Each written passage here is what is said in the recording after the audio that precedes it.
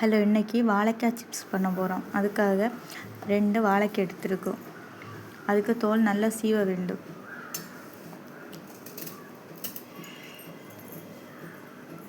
Next நமக்கு எந்த மாடலில் கட் பண்ணணுமோ அந்த மாடல். நான் ரவுண்டு மாடலாக கட் பண்ணது.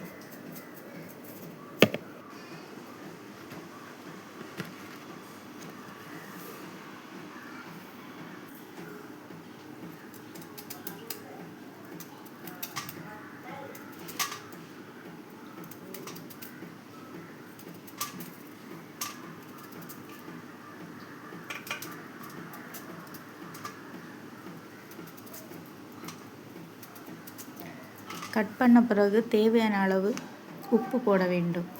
அதன் பிறகு மஞ்சள் தூள் தேவையான அளவு போட வேண்டும்.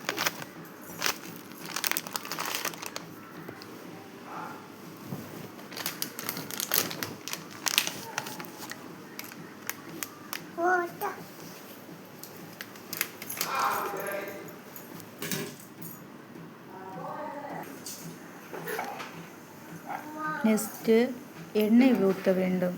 அதன் பிறகு எடுத்து நாம் ரெடி பண்ணி வச்சுருக்க சிப்ஸ் எடுத்து பொரிக்க வேண்டும்.